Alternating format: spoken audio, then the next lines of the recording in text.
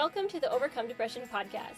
The tools you learn here can make depression a part of your past, allow healing regardless of your present circumstances, and offer hope for your future. I am your host, Jennifer Stirling-Campbell.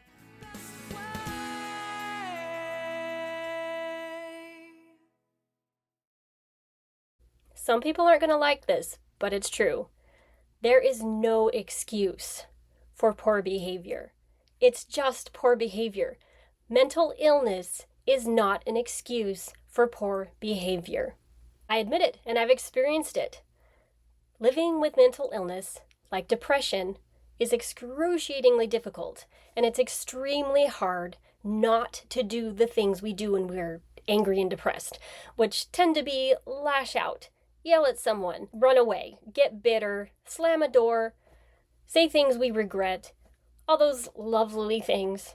And I want to emphasize that I really do get it. I do want to offer compassion because I know what it is like to live feeling like you're the Hulk and a simple trigger might set you off uncontrollably. And it does feel like out of control. Now, most people, I would say, who have not experienced mental illness on some level cannot possibly understand what that feels like. It's not impossible to control ourselves when we're like that, when we're struggling with depression and anger. It's just extremely difficult. And usually it's only a matter of time of using willpower until that willpower runs out. Our strength runs out and we blow up, or we do the thing that we said we'd never do again, or we hurt somebody we love. That can often lead to us, and I know I did, hating ourselves because we're living in this body that we seemingly can't control, right? It's awful.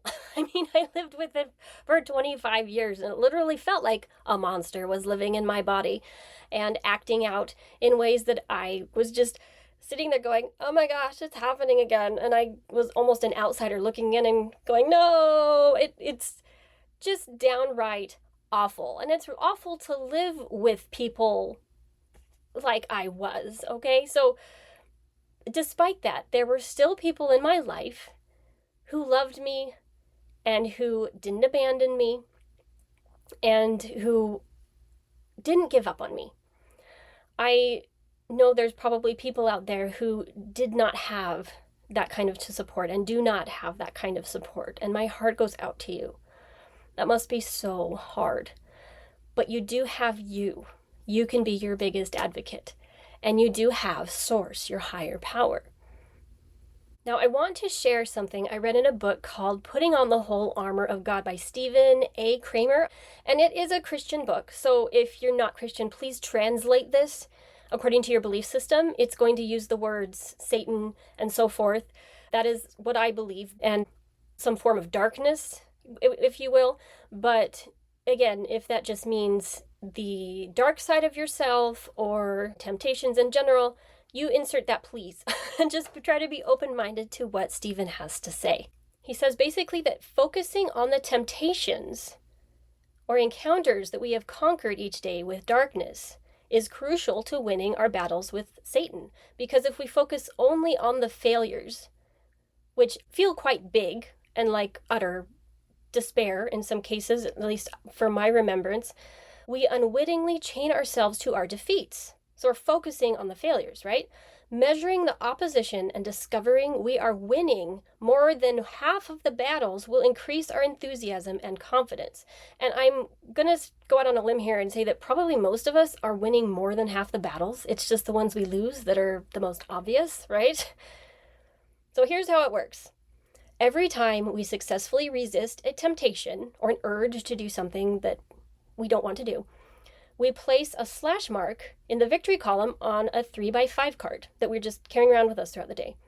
So if you're a mother, for example, and you resisted yelling at your child or losing your temper and making them feel bad 9 times out of 10, or even 5 out of 10, on a bad day, it might not be that good, and on a better day, it might be better. But if you're keeping track, you can see how this might give you more confidence that you are actually doing a pretty good job at winning most of your battles, even if you lose sometimes. That's a good thing. Suppose we average 10 temptation battles a day, where part of us wants to give in to that temptation. Then 1 week we would have faced the enemy and done battle with temptation 70 times. Now suppose we gave in and indulged the desire on the last day. If we only kept score of the number of days between failures, we would only have 6 victories, and this could be very discouraging, like 6 victories out of 7. 7 days, if we're only keeping track of the days we didn't yell at the kids, right? But this kind of scoring does not give ourselves proper credit. 7 days times 10 temptations a day equals 70 confrontations with the enemy in 1 week. And if we only gave in once, then we have achieved 69 victories. If we gave in twice, we still have 68 victories. Even if we gave in once a day, there would still be 63 victories out of 70 battles. Satan tries to make us think we are losing when we are actually winning. I would challenge anyone willing to take that challenge, get that 3x5 card out every time you feel the urge to do the thing you're trying not to do. Mark it up. I won that one. And on the other side, mark the times that it didn't go so well. And at the end of the week, look at your tally. How did you do? I think you're probably doing better than you think. And I think that's awesome. Now, with that said, when we do that thing, yell at the kids, get triggered, throw a tantrum, say things we regret, the things we do when we've lost it, okay? Those things are bound to happen. But it's not an excuse for the behavior. And I want you to be clear that I'm, again, not shaming. I'm just trying to bring reality to how it can be better handled. So, have you ever said any of these things? I know I have. Here's the first one. You made me mad. Or I wouldn't have done that or said that if you hadn't triggered me. Like, it's your fault. It's your fault I lost it, right? Instead, own it. Don't deflect it. Take your ownership of your part that you played in the fact that you lost your temper or did whatever it was. You can say something like, I didn't like what you did, and I don't think you did was okay. You can acknowledge that too and express our frustration. But my elevated emotions are my problem, and I'm sorry for reacting so strongly. I am trying to do better. Again, just taking ownership of it. Nobody likes excuses. People like to be understood, for sure. We all like to be understood, but seeking to project our problems onto other people is very unattractive at best and a lie at worst. So if you can try to temper when you do lose it and think about what you're going to say and how you're going to say it before you say it. Take all the time you need and apologize. And do it right, not with the but involved. And that's the next example I'm going to give. I'm sure I've said something like this before. I'm sorry I did that, but I have chronic depression and it's hitting me really hard today. So basically, the word but negates the apology. It makes the person feel very unvalidated, or it doesn't feel like an apology, frankly, at all. So rather than using but in that way, you can say something like, I want you to know that I'm struggling a lot with depression today, but that is in no way your fault. And it's no excuse for what I just did. I'm so sorry. What can I do to help fix this? And if you notice, there was a but in there, but the struggle was stated first. I'm struggling today, but I'm sorry. In essentially saying, it's no excuse for what I did. Okay, the other way sounds like, yeah, I did it, and you should just put up with it because I have depression. Not cool. In my later years of healing, where I started becoming more aware and trying to change the way I spoke, I'm a very passionate person, and it's usually I would call it a righteous anger these days, but sometimes it can be very intense. And I can admit that, and admit that I still have a long way to go. However, one of my wins was years ago when I was a single mom, and I can't remember what I was upset about, but my kids were at home with me, and they were just annoying me. They weren't maybe hearing everything I said or doing everything I asked, and they were trying. They weren't being bad. I was frustrated with life. And that clearly isn't my children's fault. So I'm sitting there, and I can't remember what set it off, but I just started yelling and just raising my voice and blah, blah, blah, blah, blah. And my children were sitting there going, and I said at the top of my voice, this is not your fault. This is not your fault. This is me. This is my problem. You did nothing to deserve this. Please ignore me. I just need to yell for a while. Everything's gonna be okay. This is not your fault. And it seemed like when I said that, they were like, oh, okay.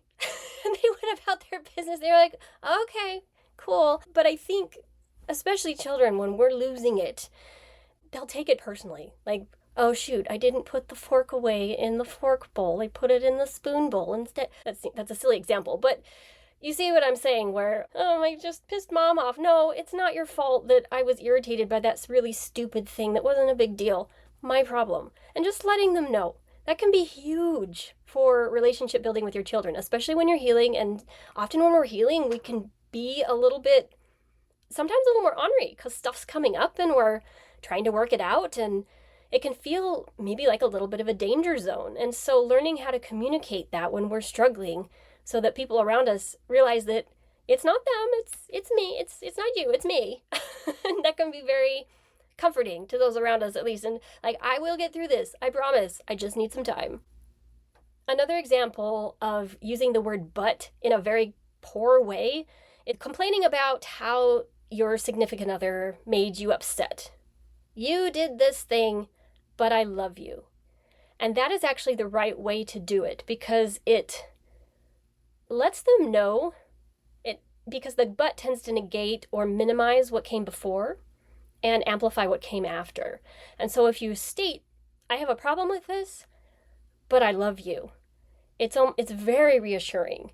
It sounds very different than, I love you, but I don't like it when you do these things. It sounds conditional. Do you feel the difference? I know I do. Back to yelling and screaming. If I hadn't been a single mom with itty bitties, it would have been a little easier to walk away. I probably could have done this anyway for a few minutes in that situation. Would have probably been better. And let me say it again. When you feel like yelling and screaming, it's not appropriate to force everyone around you to listen to it. I've fallen into that category before. We want to emphasize the intensity of our displeasure in some circumstances and punish those around us for making us mad or whatever it is that we lose our minds when we're mad sometimes. I know that that's a thing, but if you can at least try and practice, when you get to the point of, I need to yell, leave, go on a walk, lock the bedroom door, scream into a pillow. Don't go throwing that energy all over people and all over your house. And when you do, just say you're sorry. Again, mean it. Don't make an excuse. Just say, I'm sorry, having a bad day, not your fault, my problem. Because unfortunately, if we start yelling and screaming and saying things we regret to the people we love, it ends up being the grandest speech that we'll ever regret. I know that from experience. So again, use your buts wisely, take accountability, express your feelings, but again, own what you did. Don't blame it on the disorder. And I hope that that's understandable and that I've expressed that in a way that you can understand. It's kind of a hard principle, but I'm really proud of you for being here. Thank you so much for coming. We'll see you next time.